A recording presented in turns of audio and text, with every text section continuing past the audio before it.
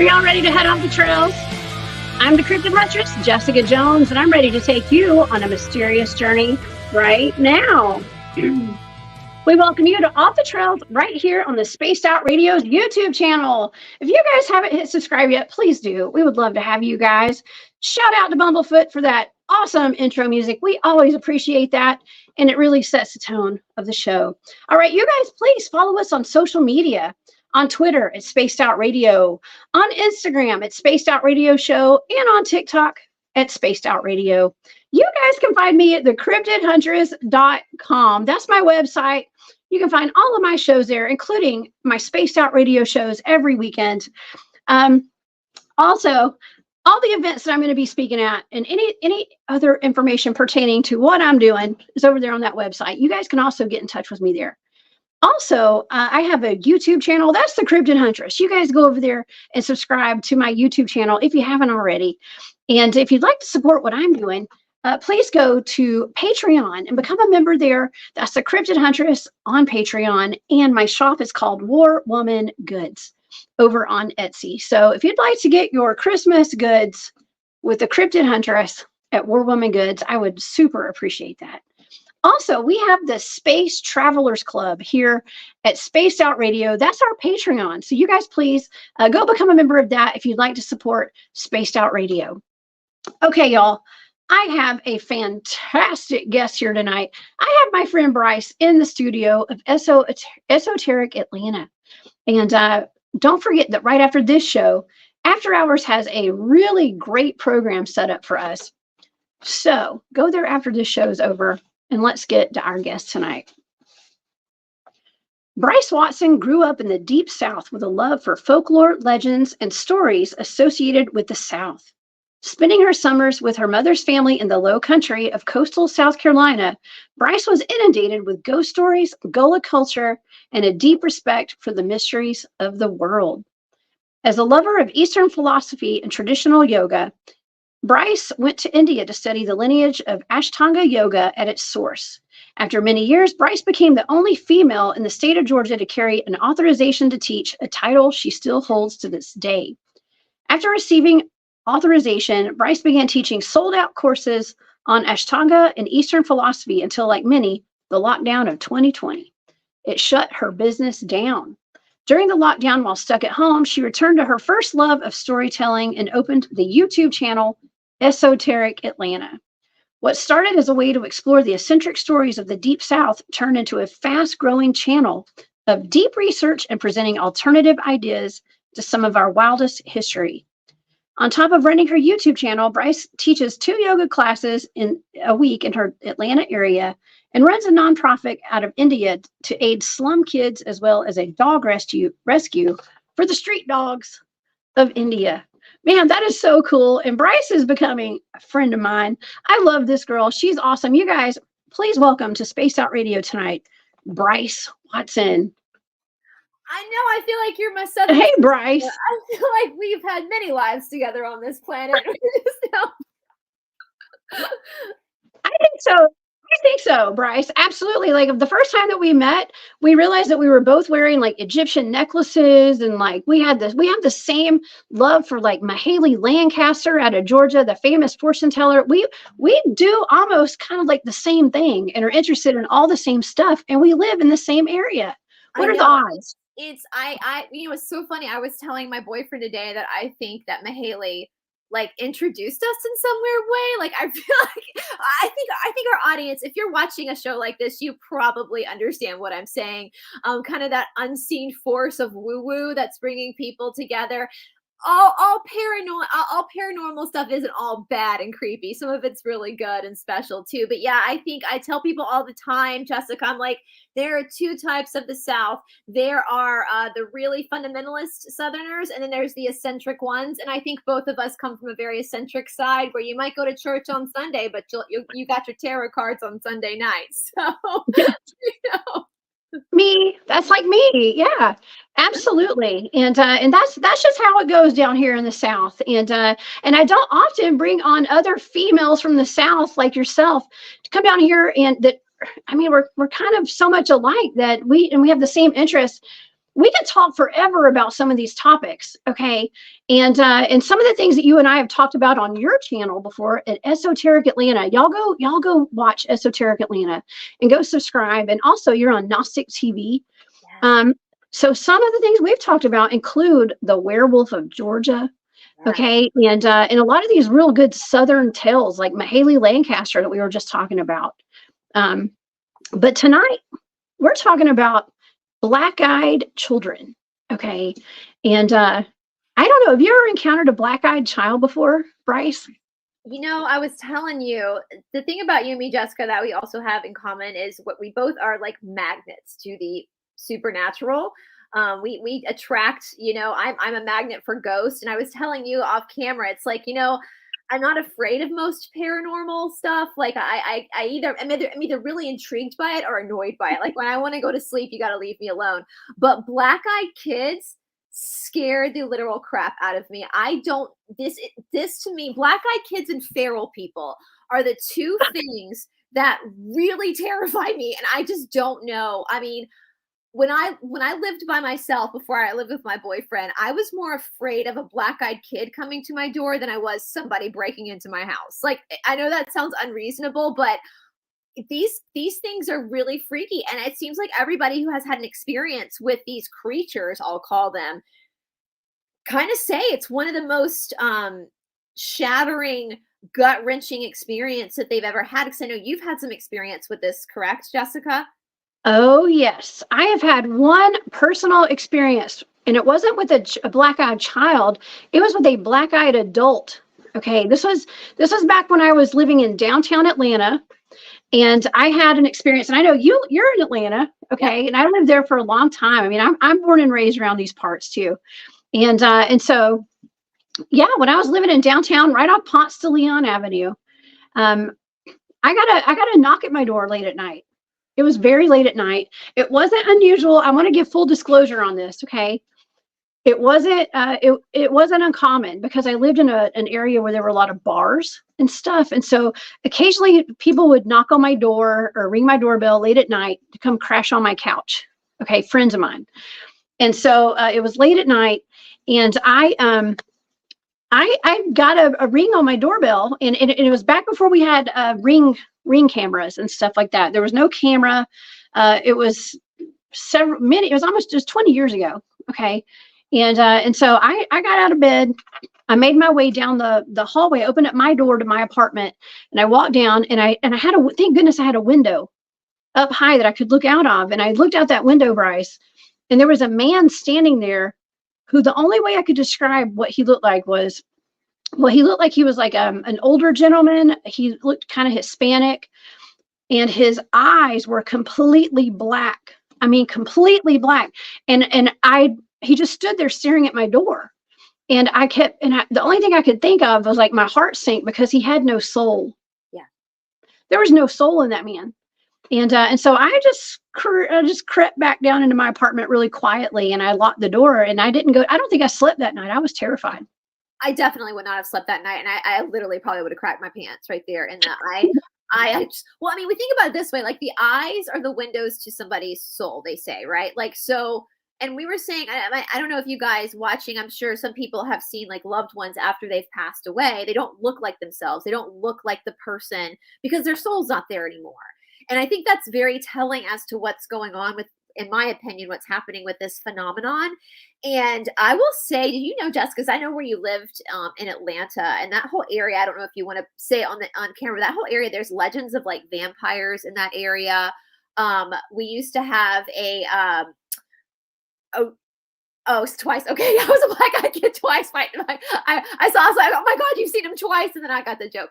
But you know, there's all these different legends in Atlanta of vampirism, and I know that there is like a vampire league here in Atlanta, which is a totally different story. And a lot of people do assume that black-eyed children have kind of come from the same group as vampires, and I think yes and no. In two different ways, because I've told you, Jessica, offline that actual vampires, I've had an experience with this where they bite inside your lip. So actual vampires will bite the inside of your lips. If you wake up with a bloody mouth, Now, this is not medical advice, like go to the doctor if there could be something else wrong, but they bite inside the lip, and they don't bite the neck, and they're not dead. They're actually, like in the movies we see the undead. They're not dead. They're actually living people that know how to shapeshift, know how to pull, and they literally want to feed off the blood. And I'm O negative, and if anybody knows anything about the O negative bloodline, that's something that they really want because there's nothing in it. So what these kids do, or these creatures do, I don't even want to call them kids. What these creatures do, I feel like, is a form of vampirism, but it's not with the actual nature of blood. It's like the pulling of life force from somebody. And I looked up, like, I always want to see what, like, the normies of the world are saying, and they say that it's an American contemporary legend that involves creatures that resemble children between ages 6 and 16. They are described as having pale skin and black eyes. They are often seen hitchhiking, begging, or just showing up on people's doorstep in the middle of the night. Well, I want to make this. Oh, that was my friend Sarah. Sarah's awesome, guys.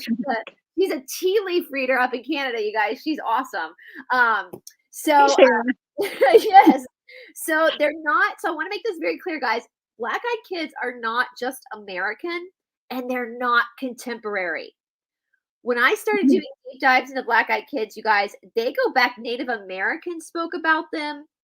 We have stories of black-eyed kids from, like, way, way back, thousands of years, of people talking about these kids. So it became big again, or it became back into our collective consciousness in 1996. I think a lot of people know this story from Abilene, Texas, with Brian Bethel, who was a local reporter who went into the town at this time, this small town in Texas. He was writing out a check. We have any young ones in the audience. Back in the days of yore, the Stone Ages, we would write checks to pay our bills.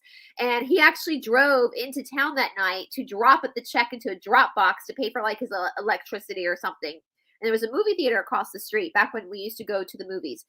And these kids startled him. It was like 9:30 at night. He was sitting in his car writing the check to drop it in. And some kids knocked on his window and wanted him to take them back to their mom's house to get money, because they had forgotten their money for the movie. But the movie was, like, already almost halfway over, so things just weren't adding up. Now, one thing I will say too, I noticed that in a lot of these cases, especially with modern day black-eyed kids, is they all seem to wear hoodies and, like, jeans. And when they have the hoodie over their head, and a lot of people reported that they almost don't want you to see their eyes. Like, they know their eyes are a problem, so they kind of keep their head down. And they speak in a very, like, from what I understand, a very robotic way. There's not a lot of life in their voice. And Amy, yes, I know, I love my Amy. She's a South Georgia girl. And so they have this, like, robotic voice, and a lot it's funny too, because a lot of people say they use vocabulary words that are not in vogue. Like, they'll like old school words, like they're old English or something. I can't remember. I cannot remember the name of what was the old, when we first had telephones. What were they called? They weren't called telephones. You guys know what I'm talking about. There was, like, this back when they were first, like many, many decades ago, right? When they first came out, and one report said they asked to use that thing, whatever it was called. I can't remember the name of it. And the person was like, what? Like, what are you're a 9-year-old kid and you're asking like that? We had one of those in, like, the decades now, like, we have cell phones now. And so, it's wild. Some of their characteristics, they often say too, that the clothes don't quite fit them right. Like, it looks like they went and got the clothes at a rotor. Yeah. Like a rotor. No, a little bit, like, would you remember Lassie, the show Lassie, where they pick that one side of the phone up and hold it? They would have to, yeah. One of those. It's on the wall. Yeah. And you dial the operator. Yeah. Whatever they called those, is what the kid asked for. So with these, we also, they get very insistent that they can only come into your house or come into your car with your permission, which is very, very similar to vampires, right? That they can only come in with. Now, I have more to say about that later on, about what that actually means, what that consent means. And when you deny that, or you question them, they start to get agitated, like they need to come into your house.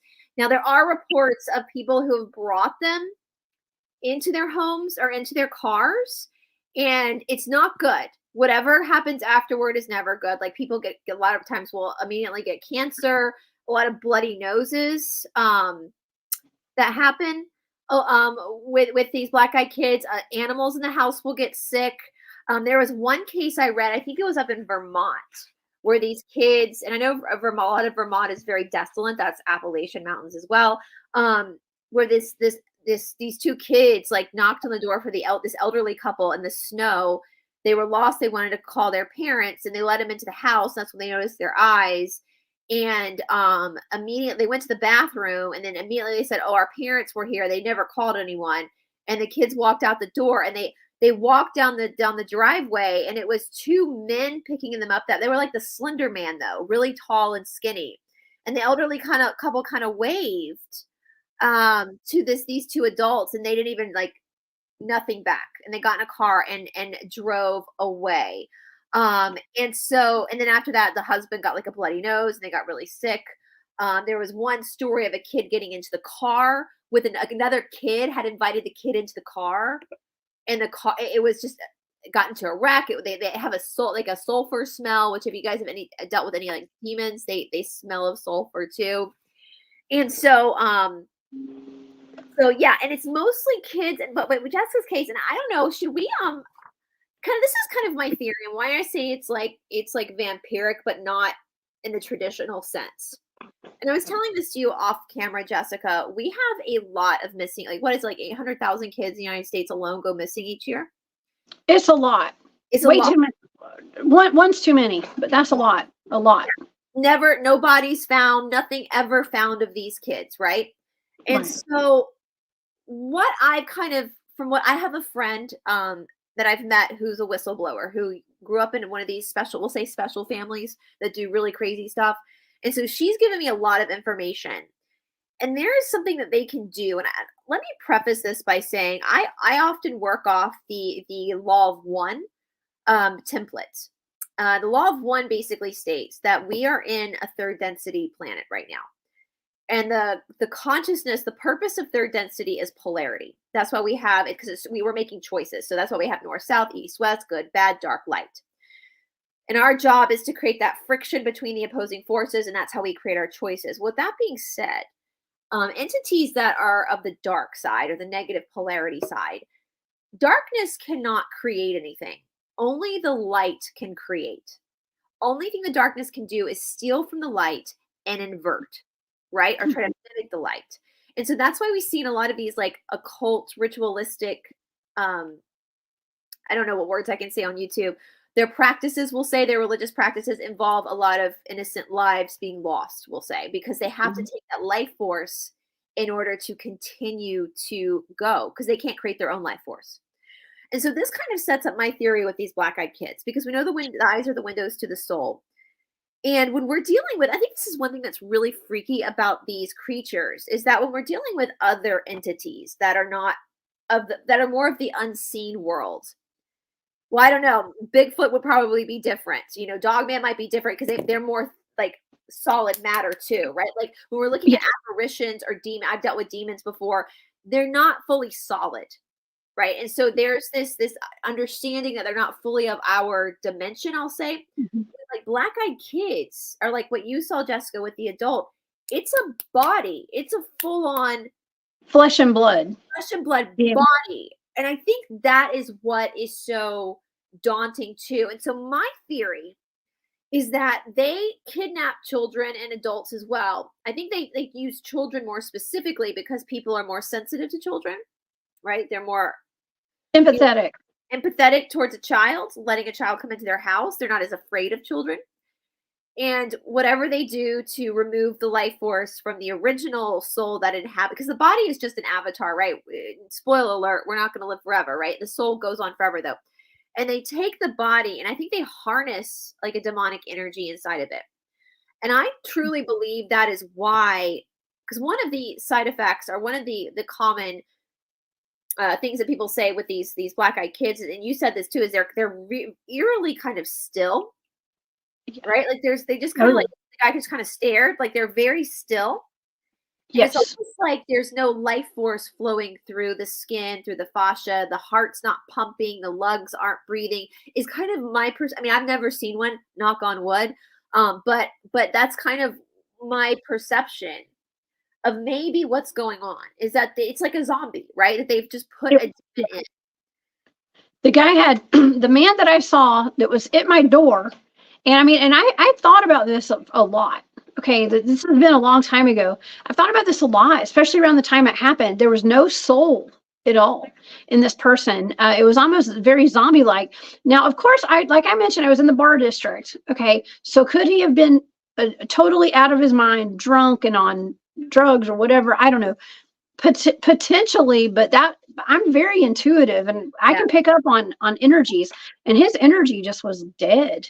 I mean, literally, it was like a dead energy on that guy. And Chris Holm, thank you for that super sticker. I appreciate that. We appreciate that at Space Out Radio. Yeah, but it was definitely zombie-like, Bryce. I mean, I've been wasted before. I think we all have. And I've had friends that have been wasted and drunk and on drugs before. I think we all have.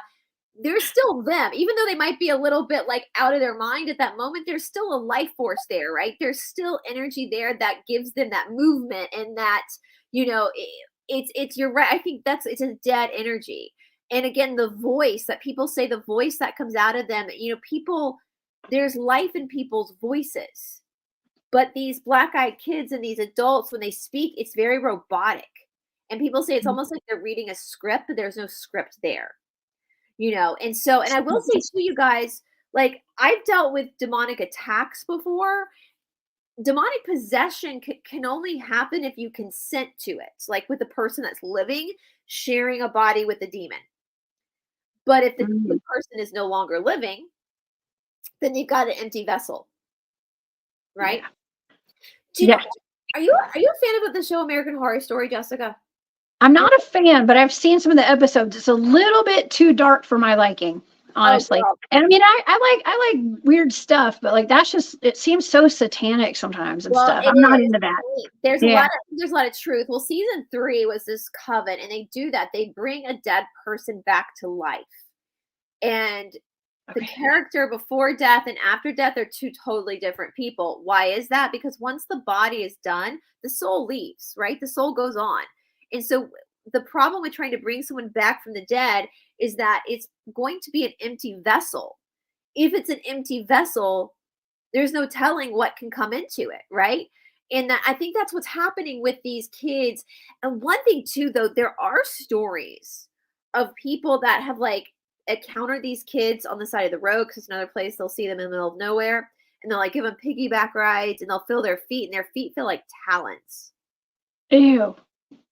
That's creepy. Okay, I just want to interject something really quick, okay? Because when we're discussing things like Dogman and even like types of Bigfoots that are a little more violent and stuff, some people claim that, especially with Dogman and werewolves, that they're demonic, okay? And that they could potentially be just like used in ritual purposes, like ritualistic purposes, where like demonic entities are kind of ritualistically like put into the bodies of these, you know, animals or whatever they are, and they're used for bad and to go hurt people and things like that. So I have discussed that plenty of times on my shows about these werewolves, dogmen, potentially Bigfoot too, any kind of cryptid being able to be used as a vessel for a demon, basically. So it's not so far-fetched. I would possibly classify black-eyed kids, and you're more of the cryptic expert than me, Jessica, but I would kind of classify them as cryptics, because they're not. They are. They look human, but they're not. Let's just call a spade a spade. They're not human, and they're not children. You know, they're. You know, it's interesting, Jessica. I was telling you offline that that the only solace that I've had, because I've always lived in cities, is that I live in a city, and most of the time black-eyed children are not in cities. And I kind of get that in a logical perspective, because like, listen, when you live I live in Midtown, which Midtown is like right in the middle where all the skyscrapers are. There are bars everywhere. You know, it's people in cities. Like I that's why I love a city, because it kind of feels like a small town in the sense that no one gives a shit. Like no one cares what you're doing. They don't care. Like, you know, and you got people that are homeless on the side of the street talking to themselves. Like nobody's paying attention. However, if somebody did see a black-eyed child up here on Peach Street where all the bars are in the middle of the night, they would freak out, and then they've all of a sudden drawn attention to the situation. So, now the cover is blown. And I'm gonna put my tinfoil hat on here and say, just like feral people, I believe the government knows that these entities exist. And I think some of our governments actually use them myself, but that's my tinfoil hat on because I'm very I skeptical. think so. I think you're right. Yeah. I talk about that a lot. Yeah, I think you're right. And also, before we go on, Jennifer Peterson and or is it Patterson? Oh my gosh, Patterson. I know Jennifer. Hey, Jennifer and Dragonfly. I want to thank you guys so much for your super chats, your super stickers, and yes, thank you guys so much. Okay, so I'm sorry. I Go know. ahead. I personally know Dragonfly. She's awesome. So, Oh, thank you. Thank you, Dragonfly. she's awesome. That's So, awesome. we're all just fellow weirdos. We're all just the woo woo, you know. I'm super weird. What better way? I mean, can you imagine living your life and not believing in the paranormal? I'm like, what's that like? Like, I don't even know what's that like. I don't want to know what that's like. I like being who I am and being weird. Yeah. And your vibe attracts your tribe, right, Bryce? Well, and I look at you, I'm like, you've never felt a ghost? Like, you've never, like, been in a haunted house before? Because there are a lot out there, my friend. Yes. You know, it's but I was saying off camera, I think what's beautiful about this time in our timeline, and you know, thank God for people like Art Bell and Jordan Maxwell, these people who have passed away. They kind of were the way showers for us because they brought this stuff to the forefront of our consciousness where we felt more comfortable speaking about our experiences. We didn't feel quite weird anymore that, you know, or crazy, because we were meeting other people who have this, if I had the same experiences that we've had. And so it starts to kind of validate for us that this is not just a one-off. Yeah, it's and I would say, you guys, like season 3, there's a lot. Yeah, demons, well, no, and let me get into that a little bit about that, because I know a little bit what you're talking about, and I can talk about this more because I have people who know things about this. So they absolutely do have to have your consent. 100%, they cannot go against your consent. But ew. So not even when you're drunk and stuff, because you you hear about like entities jumping into bodies at bars when people are drunk and wasted and stuff like that. So does that give a consent if you're drunk? Yeah, okay, so here's what they do. Okay. And this is what we don't understand what they're doing. So thank you to my friend who's filled me in on this, who knows a lot about this. So demonic energy is a lower energy. So we know we're all energy. Everything's energy, right? So demonic energy is a lower, heavier energy, where light energy is an upper energy. So what they will do to get your consent, because consent isn't necessarily saying yes, come in, or no, don't come in. With the black-eyed kids, it is, because they're actually they're confronting you face to face, right? So you have to actually say yes or no. So what they do, so they're not possessing a person against their will. The person has given them consent. They just don't realize they've given them consent. This is what they do, okay? They'll bring an energy in that pulls you down to a heavy vibration, like anger, jealousy, betrayal. They'll do stuff to trigger that. Once you come into that negative vibration, you've now opened up for that stuff to come in. So that's you giving consent, because you've now matched them energetically. I hope that makes sense. So my friend who's helped me a lot with this stuff, like when I was getting bitten at night, I mean, it was like 2 months where I was waking up every morning with a bloody mouth and bites in my inner. The person that helped me with this, she explained all this to me because she grew up with in a family that practiced a lot of this. You know, she's not. This is why she's helping people now. I think she's awesome. She told me, and I hope the audience hears this, that, and I do this every night. When you say your prayers or you say it out to the world or whatever it is, whatever you believe in, you say, I revoke permission for any entity to use my wounds and my weakness as an entry. You do not have permission. So I say that every night. I revoke any entities to use my wounds, my deep hurt as an entry. You do not have that permission. You know, because that's great. Yeah, we all need to do that. For sure. I try to tell people that, because when she told me that, I was like, oh my God, that makes so much sense. Especially with my education in Eastern philosophy, I understand energy, and I'm like, that makes so much sense.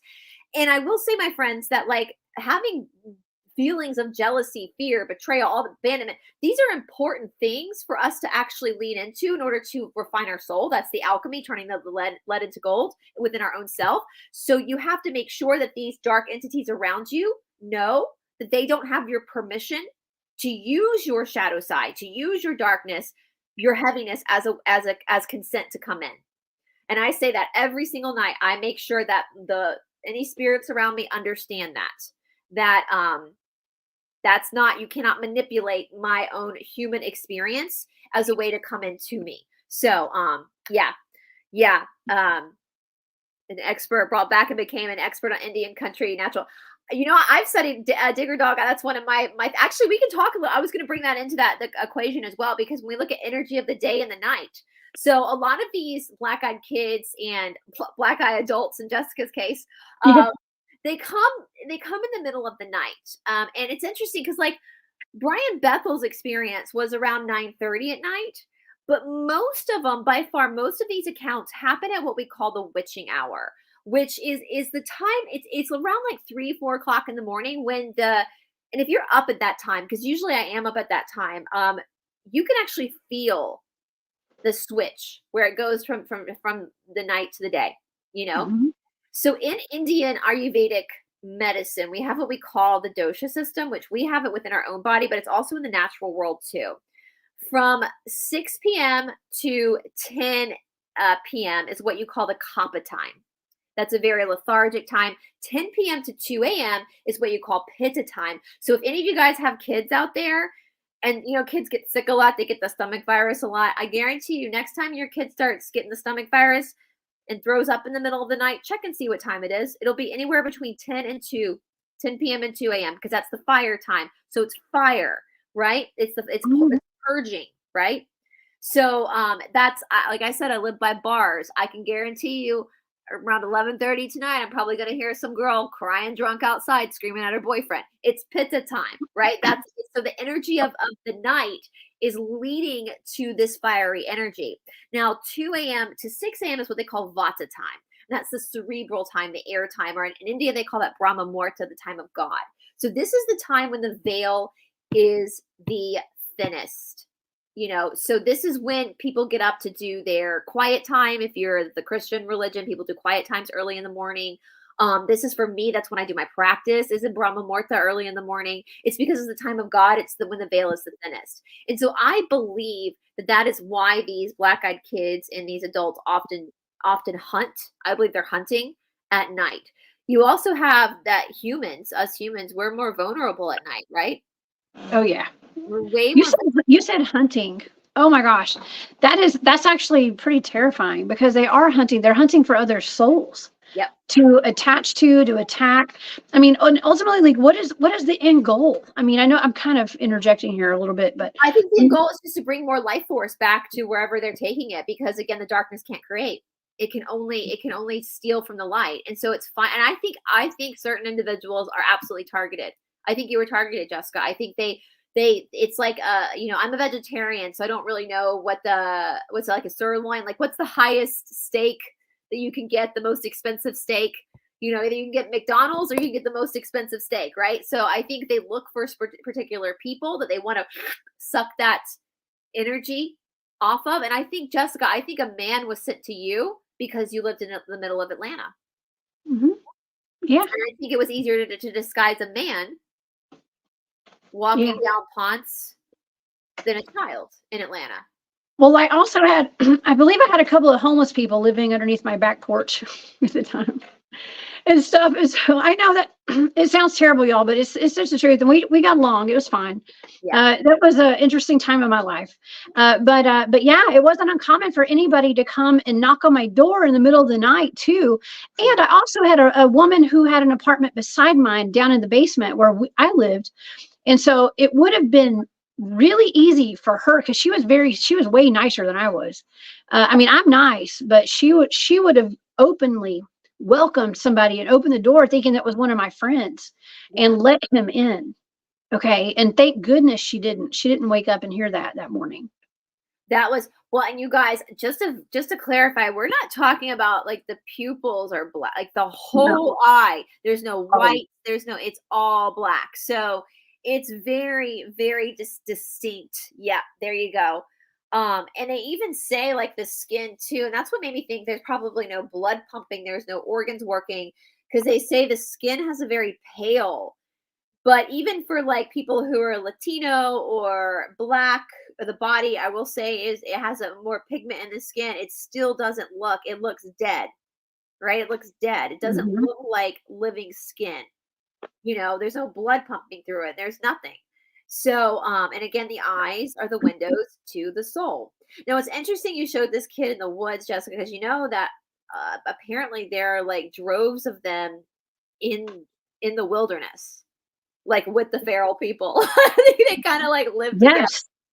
Well, And as a matter of fact, I do have a picture here. This was allegedly of a mysterious black-eyed child that was sighted in Cannock Chase. I don't know how to pronounce that.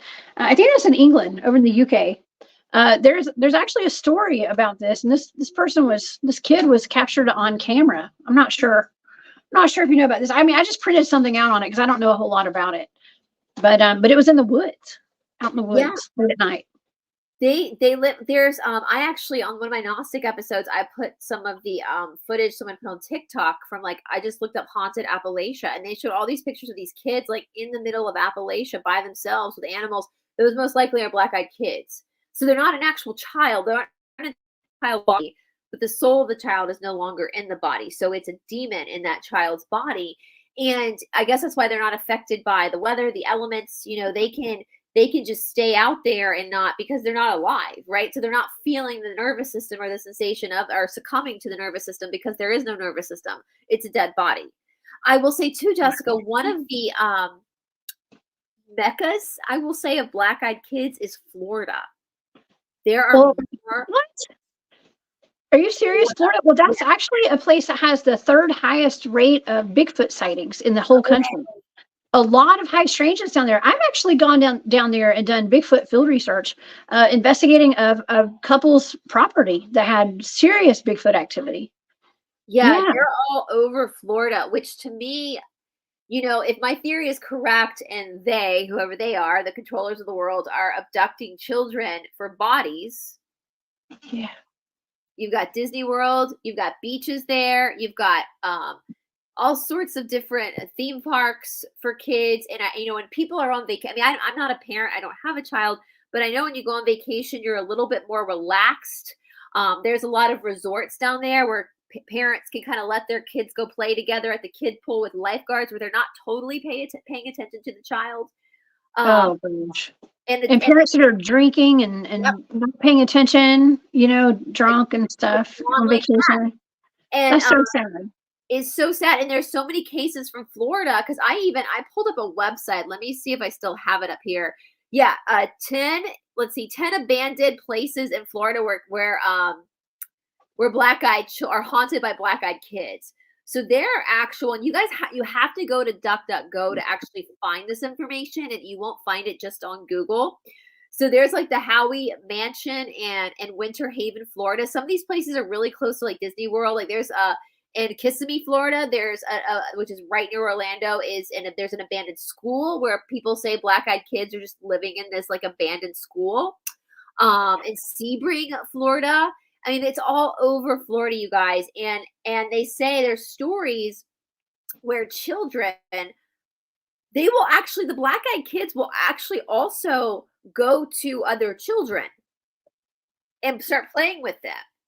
And so kids are like, oh, cool. Like, I'm going to, I'm going to play with this kid now. And I'm going to go, Mom, there are kids over here. And the mom's like, okay, honey, just go play with your friends, your new friends. What's another kid going to do? Like another kid's Oh my gosh. So there's Yeah. in that way Oh, that I'm a mom, Bryce. And no, I mean, my son was hanging out with one of his best friends today and got upset with me because I wouldn't let him spend the night. But I just met his family today. And I was like, no, I don't know.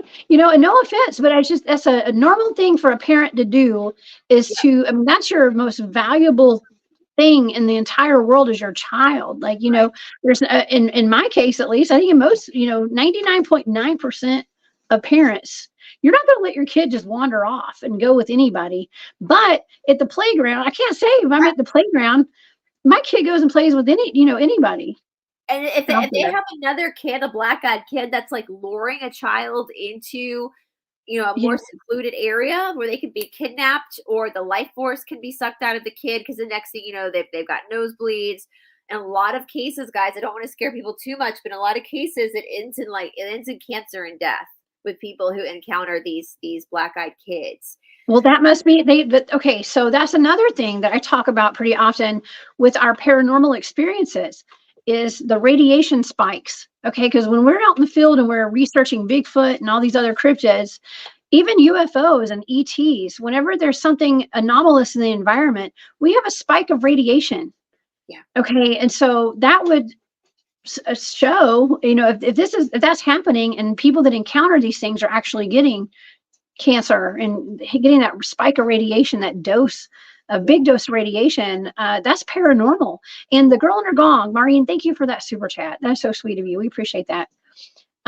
So 100%. Wow. That's really interesting, because I had not heard that statistic before about people getting cancer. Yeah. It's just the nosebleed is like the least harmful side effect that people have. But most of the cases, guys, or there was one case where I was saying a kid got into the car, a minivan. This black-eyed kid, I guess, befriended the kid of the parent who owned the minivan, and the kid invited the black-eyed kid into the car. And the mother saw him there and panicked, and got the kid out, called her husband to come get the car, because she didn't know what to do. The husband came, she drove her husband's car home with her kid, and the husband drove the minivan home, and it smelled of sulfur. It was so stinky. And then he blacked out. The van wrapped around a tree. So it's definitely, they're not good. And I believe they're just really looking to pull that light, and that's the only thing I can really think that they're doing, is they're harnessing the energetic life force from you to take it back to wherever they got to go, to help keep generating whatever it is they're doing, or whatever it is their controllers are doing.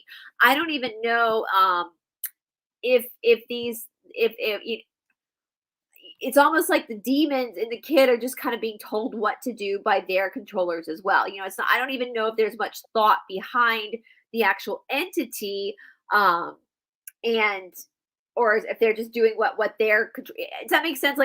It's not a child. There's no child there, guys. And that's the thing, is they're clever in that way. They are so clever that they realize that the one thing that's going to get people's guts is children. Right? Yes. Now, and it's just like when you're doing ghost hunting. Okay, there's a very famous picture at the Amityville Horror House, I do believe, the Amityville house, that Ed and Lorraine Warren took. It looks like a little boy looking out over out of a door at the top of the staircase, and he's got glowing eyes in this picture. But they say that's not actually a child. It's demonic. It was some kind of demonic entity. They can mimic. They can invert still from the light and invert it. They can try to mimic the light. And now, Jessica, have you ever heard of the white-eyed children? No, I have not. Okay, I've only seen one case of this. And this was a story, and I'm interested to see if any of our viewers have heard of the white-eyed children. So this guy, this is a story a long time ago when I was first really researching all these cases and scaring myself to death reading all these stories. This guy had an encounter with a couple of black-eyed kids. They came to the door. He lived in the middle of nowhere. They knocked on his door. Same story. Hey, mister, we need to call our parents. We're cold. Can we come in? It's 3 o'clock in the morning, right? And he's freaked out. He's no, and he feels uneasy, that sense of dread that people get. And, oh, thanks, Justin. Sorry, I keep getting distracted. I'm trying not to look at the comments so I don't lose my train of thought. My ADHD starts kicking in. And this guy is super freaked out, because people get that sense of dread, like you had, Jessica, this ominous feeling. And these black-eyed kids, he shut the door. They were banging on the door. Let us in, mister. Let us in, mister. Let us in, mister. And all of a sudden, it went silent. Then he felt another presence, he felt it shift. And he heard a slight knock on the door, and he opened the door again, and it was a white-eyed child standing there with just white eyes, and said, "I'm sorry, mister, those two will not be bothering you anymore." And then just turned around and walked away. Oh, wow. Another demon? Is that another trick of demons? I don't know. Is that a freaking angel? That I don't know. I don't yeah. Oh my gosh. I mean, it was something protecting him, I guess. I mean, that's interesting too about like angels and stuff, because some say that like angels are not always like beautiful like we would imagine them to be. Like sometimes they're scary. They're scary because they're something that's protecting you. It may not always be what you imagine it to be. It's not like a beautiful, long-haired angel-looking lady, angelic lady with rosy cheeks and just I don't know, just not warm. It's something that's going to protect your life, and it's going to look a little scary. And we know that angels can shapeshift. Angels can shapeshift into whatever they need to in order for the situation. So that was the one case of the wide-eyed child I've ever seen. Now I will say too, guys, speaking of that, I was listening to a story of a guy who worked as a prison guard. Like, so this guy was like tough as nails, right? Like his job was dealing with these criminals, these violent offenders every day. And his wife and his child had like gone out of town for the evening. And so he was at his house by himself, and he was settling down, getting comfortable. And he had an encounter with a black-eyed child that knocked on the door. And the story, he got so freaked out that he literally was sitting in the corner crying, this prison guard, because he was so freaked out by these kids that he didn't let them in. But just again, I think it's because they're matter. They're totally in body. They're not like a ghost where it's you can tell it's from a different dimension. They are literally in a body. And I think that is probably one of the most sickening things about this type of phenomenon. And there are so many of these stories out there from all over the world. I think I saw someone say they were in the jungles of Peru. Yeah, so this is not like Wikipedia will tell you it's an American contemporary legend. Not true at all. It is a global legend, and it's been around since the beginning of time. The Native Americans, they spoke about them living in the woods. And there were some Native American tribes that would say if they have, yes, Justin, they're soul harvesting. If they had a child come into their village that with black eyes, their job was to immediately kill it. This was the Native Americans. They were very well aware of what this was. So yeah, it's crazy how long this phenomenon has been around, and how many people have had encounters with these things. Okay, so the Native Americans were very familiar with black-eyed people wandering around. Okay, well, I wonder if that has a connection to skinwalkers. People being possessed by demonic entities. Okay, because that's what a skinwalker is.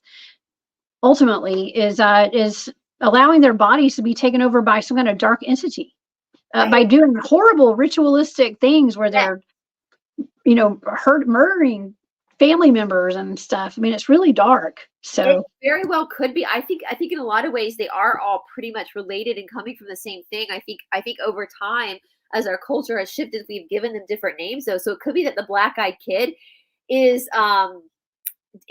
basically like a modern day term for a skinwalker. I don't know. That could be what we call them in 2023 as a black-eyed kids, where it could literally be the white-eyed people are the bosses. Interesting. Super interesting. Jinx.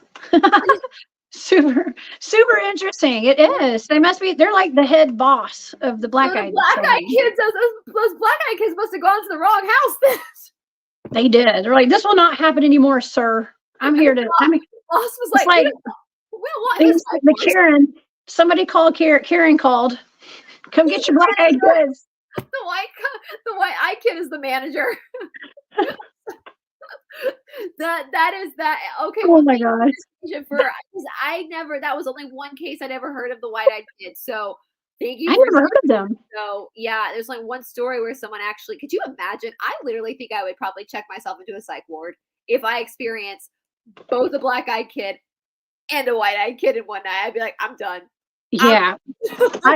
It's pretty scary. Okay, like what happened to me was scary, but I've been living in a weird reality my entire life, where I have and that house I lived in was so haunted, Bryce. There was like flies on blankets of flies on the ceiling in the hallway. It went twice when I came home at night. I had like black masses, like of some kind of like mass that floated through my apartment and knocked me down.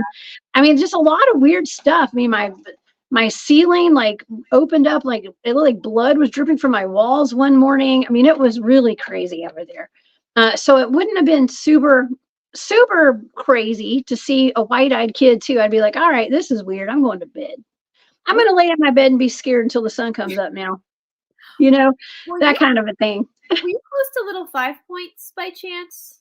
I've lived all over Atlanta, but at that point, I was living on Ponce de Leon. It was actually right across from the Claremont Lounge. So you were like a few blocks from, because Little Five Points. There's all these legends of in Junkman's Daughter, which I don't know if that shop is still there anymore. That there's a it is.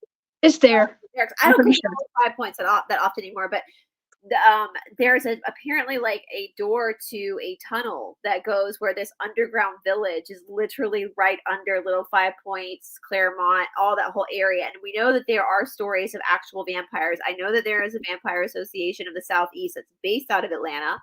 And so there's a lot of stuff happening in that area specifically of Atlanta. That is a very energetically intense area. Like we have our yoga shala in Inman Park, and we've lived over there, but I won't live over there anymore because it's too active. I will never sleep. Like it's too much over there. We have to stay kind of over here because it's a little bit quieter. We just have to worry about the humans, the living humans over here.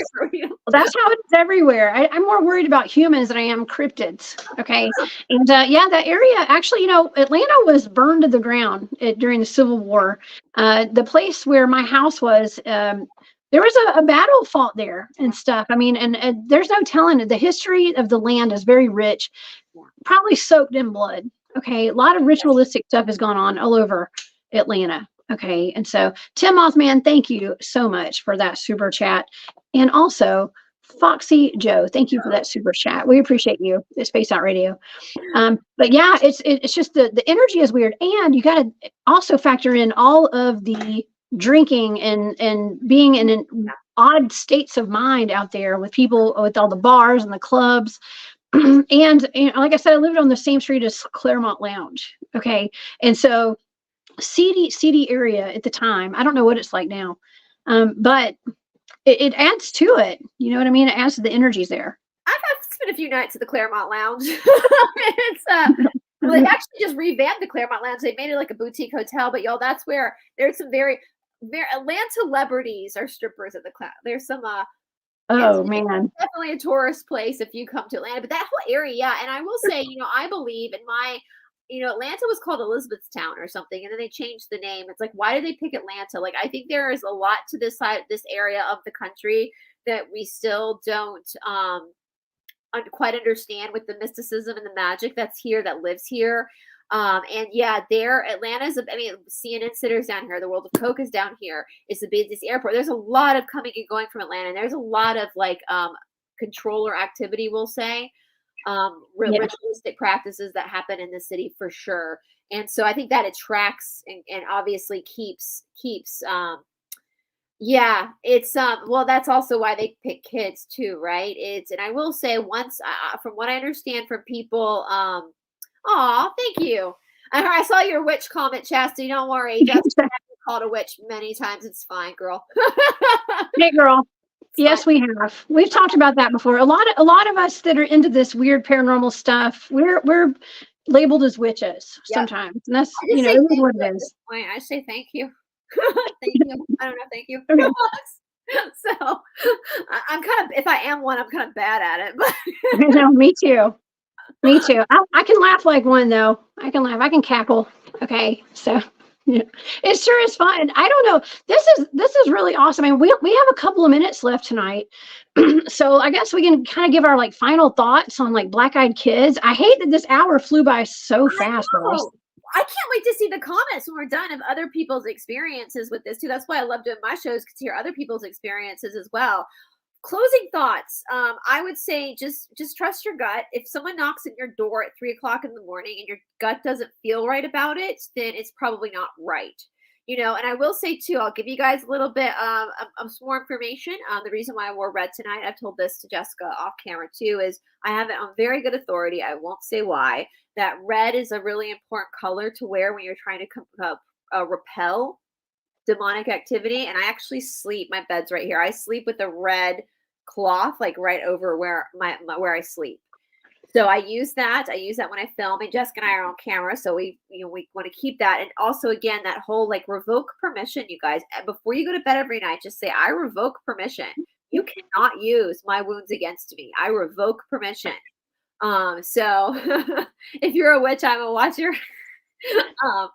So yeah, and you guys just don't, and I think another closing thought too, I always say this, like, just be humble in the world. I think most people who are into the paranormal are, because we know there's so much about the world we don't understand. So oh yeah, I don't understand hardly anything. I'm just over here trying to figure this stuff out. Just like you. The less I know. I mean, ain't that the truth though? I mean, the more, but you know what we're doing? We're exploring it. You're exploring it. You have a fantastic YouTube channel. And I've been just honored to be a part of that, to do a couple of shows with you. And we have more work to do. I know we do. We're going to do some more shows.